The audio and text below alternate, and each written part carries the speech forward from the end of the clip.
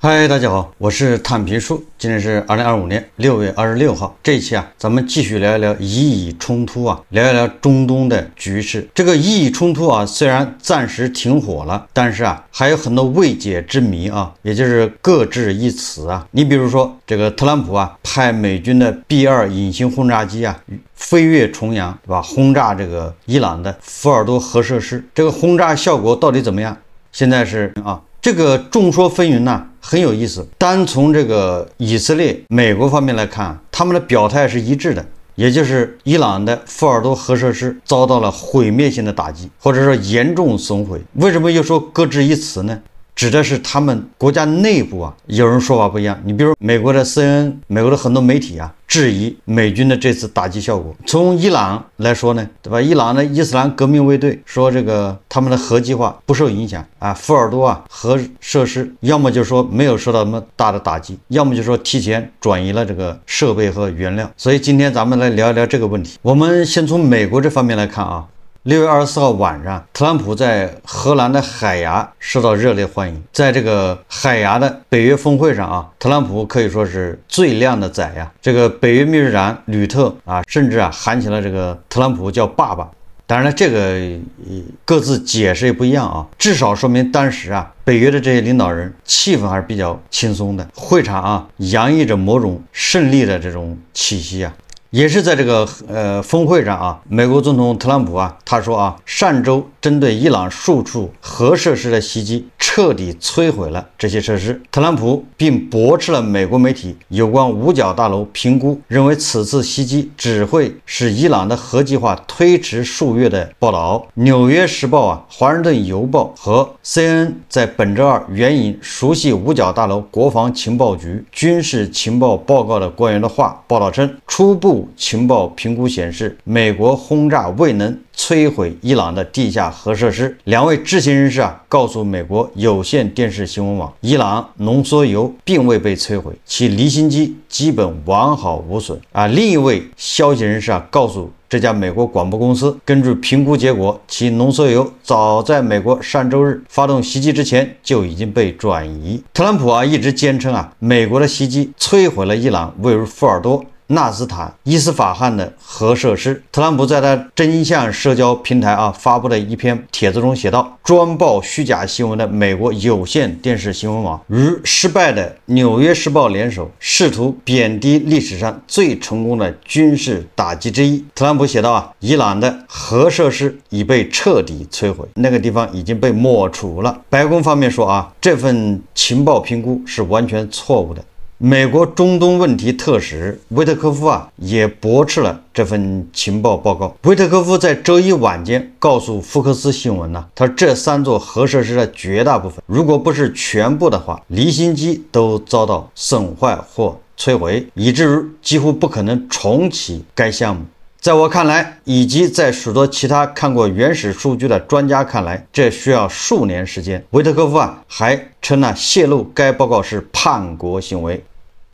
这个卢比奥说的就更有意思这个卢比奥对特朗普关于伊朗核能力已被消除的说法进行了解释。这个卢比奥说美国的打击摧毁了一个对制造核武器至关重要的设施，因为这个设施被摧毁所以这次袭击将伊朗的核计划拖延了多年，而不是国防情报局初步报告的所称的几个月。为什么这么说呢？卢比奥说美国摧毁了一个转化设施，这个设施是将核燃料转化为制造核武器所需形成的关键环节。这个位于伊斯法罕的设施负责将浓缩铀气体转化为固态材料，最终形成金属，用于制造核弹或者弹头。以色列宣称袭击了该设施及其附属的金属转化实验室。卢比奥说没有转化设施，你不可能制造核武器，我们甚至找不到它原本在地图上的位置。卢比奥说整个区域都黑了，没了，都被抹去了。而国防情报局的报告主要聚焦于福尔多工厂的状况，这是一座深埋地下的铀浓缩设施，是生产准武器级燃料的地方，而这些燃料最终会进入转化设施。美军使用强烈的钻地炸弹攻击了该工厂。也就是美国方面啊，特朗普以及他的这个小集团呢，坚称对伊朗的核计划、核设施毁灭性的打击。但是啊，这个美国还是有很多媒体，对吧？对这个打击效果进行质疑，甚至认为啊，而且他们借着这个国防部情报局的这个一个什么报告，认为啊，这个特朗普兴师动众啊，劳师远征，也只不过是让伊朗的核计划推迟了几个月。我们再看看啊，以色列方面的说法。以色列总理办公室代表原子能委员会声明啊，美国对福尔多的毁灭性打击摧毁了该设施的关键基础设施，使其浓缩装置无法再使用。我们评估认为，美国对伊朗核设施的攻击，再加上以色列对伊朗军事核计划其他组成部分的打击，已经使伊朗发展核武器的能力倒退了许多年。只要伊朗无法获得核原料，这一成果将得以保持。也就是以色列方面认为啊，这个特朗普啊出动这个美军去轰炸伊朗的核设施，还是取得了非常不错的效果，使伊朗发展核武器的能力啊倒退许多年。然后呢，如果能够遏制伊朗获得核材料，那么也就是伊朗是根本就造不出核武器了。那我们再看看伊朗方面的说法。根据媒体报道啊，伊朗外交部发言人巴加埃6月25日对半岛电视台表示，伊朗核设施在此轮冲突中遭遇以色列和美国轮番攻击，受损严重，但他拒绝透露细节。当被问及美国总统特朗普此前暗示美国未来将与伊朗建立某种关系时，巴加埃驳斥了美国数月来自相矛盾的言论。巴加埃说啊，美国一方面谈论外交，一方面却为以色列袭击伊朗开了绿灯。巴加埃强调，伊朗的首要任务是国家安全，在与美国重新接触之前，必须确定美国是否真的在严肃对待外交这一方式。这是德黑兰首次承认美国上周末的袭击对其核设施造成损害。前几天伊朗的伊斯兰革命卫队，对吧，一再宣称美国的打击丝毫没有损坏伊朗的核计划也没有这个给伊朗的核设施造成什么损失。伊朗的重要的这个浓缩铀原料以及设备早就转移了。伊朗外交部发言人的这个接受半岛电视台采访的时候这个说法那就是相当于这个证实了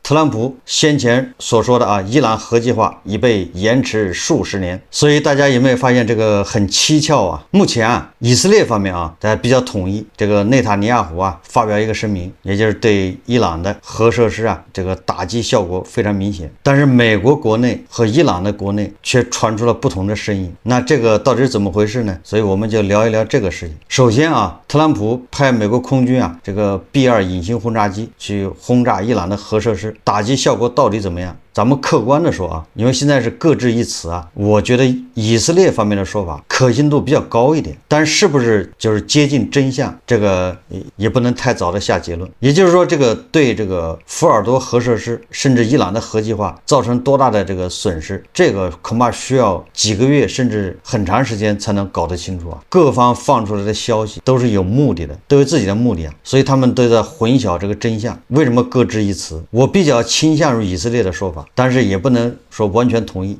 有这么几个理由首先是按照特朗普的说法他说以色列特工潜入福尔多核设施，伊朗未能转移任何物资。据以色列时报报道特朗普在与媒体的非正式会谈中透露说，以色列的人已经进入现场，汇报称那里已经被完全摧毁。他指出，美军投放的炸弹命中精确，直击福尔多深层地下结构。我相信他们根本没有机会带出任何东西，因为我们的出手非常快。美国国防部郝克塞斯部长也称此次行动完美无瑕，对福尔多造成毁灭性破坏，并且国际原子能机构据说已经对媒体说福尔多那个核设施已经出现了核泄漏。但是特朗普的说法跟以色列的说法有自相矛盾的地方。为什么这么说以色列方面说就在美军的 B-2 轰炸机炸完这个福尔多核设施之后以色列战机又去福尔多炸了一圈，也就去补刀啊，补什么刀呢？说去专门摧毁福尔多所有的出入口，以阻止伊朗人进去抢修核设施。现在要修好这些出入口，也需要花伊朗很长时间。也就是说啊，按以色列人的说法，福尔多设施的出入口已经被摧毁了。那照这么说的话，那以色列人怎么进入内部了解到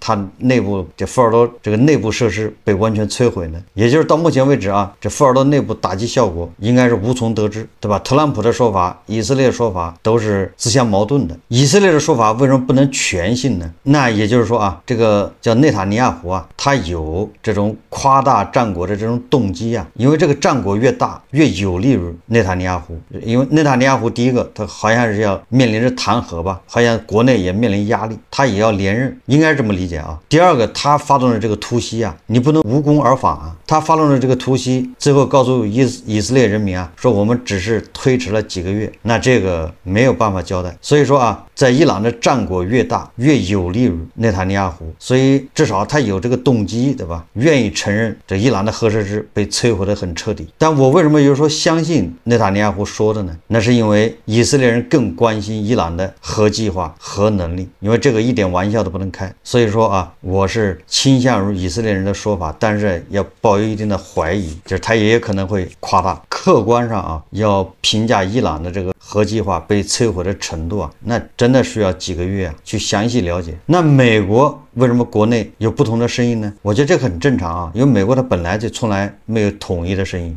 第二个，特朗普啊好大喜功，对吧？他派这个 B-2轰炸机去轰炸，也没有经过国会同意。那炸完了之后，当然是效果越好，对吧？特朗普的这个脸上越有光啊。他不可能说我去炸了一圈白忙，劳师动众啊，无功而返。那这个对吧？肯定也不利于特朗普啊。所以摧毁的越彻底，对吧？那特朗普越高兴啊。那CNN 对吧？美国的这些媒体为什么质疑特朗普呢？啊，他们为什么说啊这个打击效果很一般，只是推迟了几个月？这个说白了也是给特朗普难看，专门跟特朗普啊叫对着来啊。总之啊，美国人怀疑啊，这个是符合美国传统，不值得大惊小怪。如果哪一天啊，这个美国的什么 CNN 对吧，这就是号称什么左派媒体啊，也要跟这个特朗普一个鼻孔出气，对吧，一样的调门，统一说法，那这个才叫出了问题，对吧？那才叫新闻呐。如果美国这些媒体啊跟特朗普唱反调，这才是常态。所以重点关注的是伊朗，为什么伊朗的外交部说法跟伊朗的伊斯兰革命卫队说法不一样？这个凸显了啊，伊朗内部出问题了。因为伊朗这个国家和美国不一样，就是美国如果说他们说话是一个调，那就说明美国出问题了。而伊朗正好反过来，如果伊朗说话不是一个调，出现两个调、两个声音，那就是伊朗出问题了。伊朗这国家常态就应该是一个鼻孔出气，是一个调调，对吧？伊斯兰革命卫队居然跟外交部发言人说的完全不一样，对吧？伊斯兰革命卫队说毫发无伤，大概这意思啊。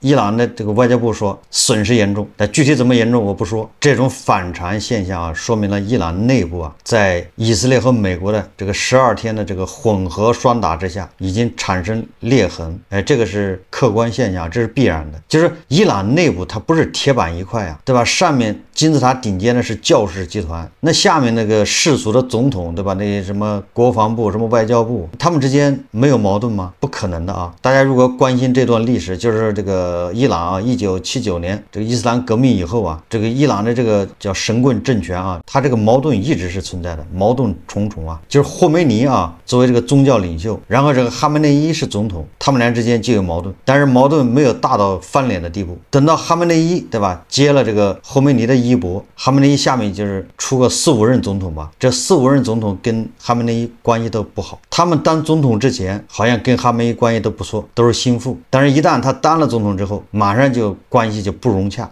这个不是说他们私人关系啊，说谁野心大，谁翻脸，谁对谁不忠，倒不是这个意思。这是两个位置啊，就把什么两个人搁在这两个位置上，他都要斗，对吧？这是那个叫神权呐，跟那个世俗权力之间不可调和，就是宗教领袖和世俗的这个总统之间，他总的一个权力斗争啊，就类似于婆媳关系啊。也就是说，总统我为什么要听宗教领袖的，对吧？他这个政权特性就决定了他们之间没有办法和平相处。这个宗教领袖为了这个局面啊，掌控这个政权，他下面又层层架屋啊，叠床架屋，对吧？先搞个军队，叫伊斯兰革命卫队，光搞个革命卫队还不行，对吧？还要把这个国防军的权力抓到手上。就总统恐怕对军队啊都没有什么影响力，对宗教领袖来说啊，对这个教士集团来说，伊斯兰革命卫队是亲儿子嫡系，对吧？国防军那是打杂的，那国防军他也不服气啊，对吧？这不就有斗争吗？这个总统啊是要管柴米油盐酱醋茶，管经济，管发展，管伊朗老百姓吃喝拉撒。这伊朗的经济发展成这个样子，那总统压力大呀。作为这个宗教领袖，他是不管这个钱，不管世俗的，但是对吧？出了事，经济搞不好，那都是总统的事，总统也得背锅。总统背锅吧，但是总统也没权利，对吧？经济改革、体制改革，他说了也不算。所以你说啊，这个总统和这个宗教领袖之间摩擦呀，就会越来越大。那这是没有办法的事。这就说明啊，伊朗内部啊，对吧？它还分这个主战派、主和派，哎，这就跟那个大清啊，这个晚清是一样的，有主战派，对吧？一窜到慈禧向14个国家宣战，有什么好怕的呢？最后呢，还得这些主和派、这洋务派去擦屁股。你看看伊朗目前这个状态，是不是像对吧？这慈禧那个时候，慈禧是垂帘听政啊，慈禧就是哈梅内伊，哈梅内伊就是慈禧，哎，前面搞个儿皇帝，对吧？这儿皇帝就是现在的伊朗总统佩泽西奇扬，当时的儿皇帝就是光绪。我这么一解释，大家想一想就明白了。所以伊朗就出现两种声音，那就是看伊朗现在是主和派占上风还是主战派占上风。目前看啊，应该是主和派暂时占上风。为什么呢？因为外面的压力还没解除。这个特朗普说啊，又放风啊，说以可能很快再次爆发冲突，也许很快。大家看视频啊。You just said you believe the conflict between Israel and Iran is over. What makes you so confident it is? And what do you do if it isn't? Because I dealt with both, and they're both tired, exhausted. They fought very, very hard and very viciously, very violently, and they were both satisfied to go home and get out. And can it start again? I guess someday it can. It could maybe start soon. 当然，你可以理解成这个特朗普在和伊朗进行核谈判之前施压，这个相当于发出威胁，对吧？现在的停火是暂时的啊，以色列说不定过2天又得炸你们。这个佩泽西奇扬昨天已经公开讲话，对吧？他就已经把这个伊朗的主要矛盾呢，从这个发展核武器，对吧，跟美西方对着干，已经做了转移到国内建设，叫重建工作。什么意思？就是淡化这种矛盾，对吧？就是外界这个对伊朗的威胁，咱们聚精会神搞经济。对吧？解决伊朗的老百姓的生活问题。伊朗的人均还是收入还这2000、3000不到人民币啊。那大家想一想，按照伊朗主战派的这个观点，那打死了也不承认，对吧？这个核计划受到影响，对吧？我就要跟你美西方对着干，你不让我搞核武器，我就要搞，对吧？你说炸掉了，我就说没炸掉，对吧？你说影响了10几年，我说就影响1个月。你说这个不就是煮熟的鸭子嘴硬吗？说最狠的话，挨最毒的打，这个有可能就招致以色列再来炸一回，对吧？你这个就是给美国口实啊！你自己承认说还有核武器，还有这个浓缩铀的原料，那能不炸你吗？所以你看外交部啊，立马出来说，哎，我们已经遭到这个打击了，不要再炸了，没了，这就是服软，这就是这个主和派，对吧？要把这个重心啊转移到发展经济上。当然了，伊朗人也会找台阶下啊，主和派也不是说就是跪下，他也得交代，对吧？给伊朗民众啊要交代，也就是说伊朗他不能180度转弯呢，主和派也得慢慢掉头。伊朗总统佩泽西奇扬与埃及总统塞西25日通电话。根据卡塔尔半岛电视台等媒体报道，佩泽西奇扬在通话中表示，伊朗支持建立中东无核武器区域和无其他大规模杀伤性武器区，前提是以色列也不能拥有这类武器。伊朗总统政府网站援引佩泽西奇扬的话称啊，伊朗愿合作提升地区安全水平，并巩固该地区的稳定与和平。我们支持建立无核武器区和无其他大规模杀伤性武器区，前提是以色列必须参与其其中。你看看啊，这佩泽西奇扬的这个表态啊，实际上他就是比较委婉的在转弯。你首先你看啊，他要在中东他号召啊，提议啊，在中东要建立一个无核武器区。那首先伊朗肯定就不能搞核武器啊，对吧？伊朗承诺我就不搞核武器，但他有一个前提，你以色列也不能搞，整个中东就不能有核武器，也不能有大规模杀伤性的武器。首先对吧，那伊朗就不能搞了，他把以色列绑进来，对吧？你以色列也不能搞，这个和以前的表态不一样了啊。以前是对吧，伊斯兰革命卫队这个哈梅内伊那是闷头搞核武器，就必须要搞，对吧？你们爱搞不搞，反正我要搞，搞完了之后就扔给你以色列，让美国去死。哎，这就是反以啊，这是他们的这个基因呐，就是这个伊朗的伊斯兰革命政权上台，他就是反美反以啊。所以说核武器对吧，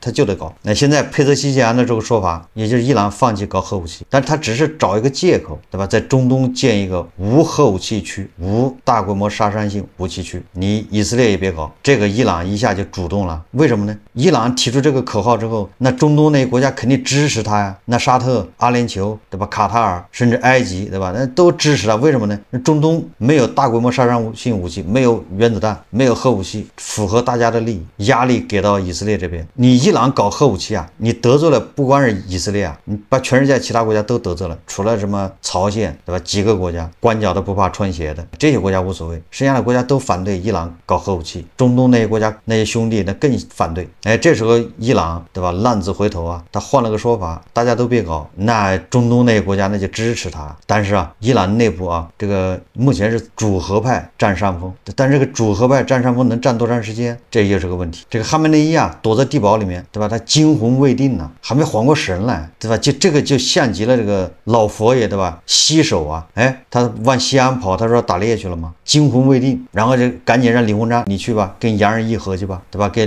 李鸿章连发几封电报，一个道理啊。这个哈梅内伊现在是惊魂未定，对吧？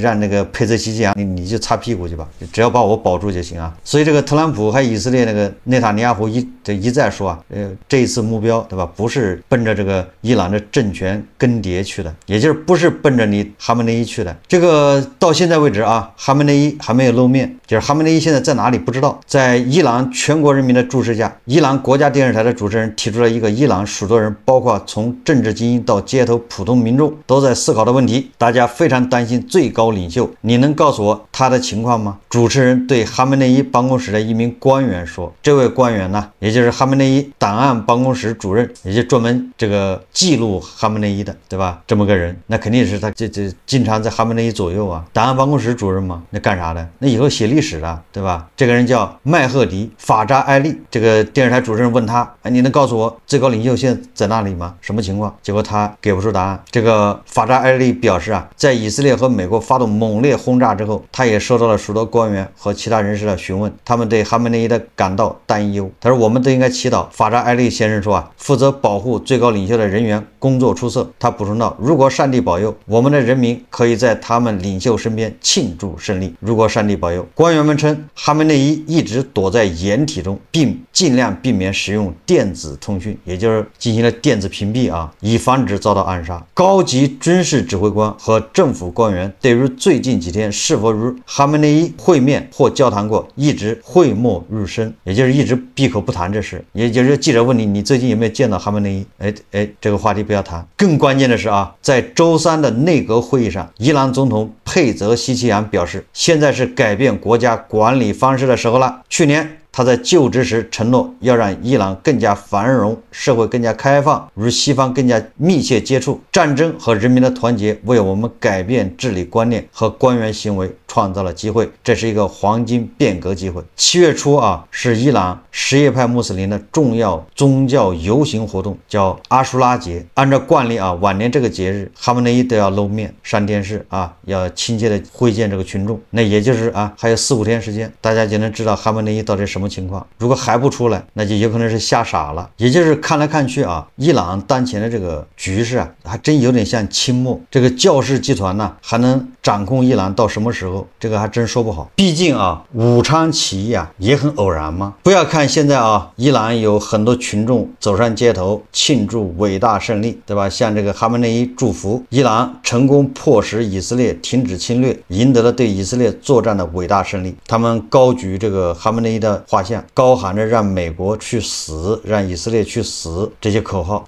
但是啊，只要条件一成熟，一个偶然的因素啊，也可能让这些群众啊高喊，对吧？让哈梅内伊去死，然后他们开始焚烧高举的这个哈梅内伊的像，要推翻这个教士集团，对吧？这个神棍政权，也就是拥护教士集团的，到时候他们反对这个哈梅内伊，反对教士集团也非常彻底。他们本质上都是同一拨人呐。当然了，我们还得关注这个哈梅内伊啊，他到底是什么情况？说不定哈梅内伊哪天出来之后突然来一个发表一篇文章，炮打佩泽西吉扬，对吧？我的一份大字报宣布佩泽西吉扬叛变了革命，这也有可能啊。好，这期节目我们就聊到这里，感谢大家收看。如果喜欢我的节目，欢迎订阅转发，也可以在下方留言评论，谢谢大家。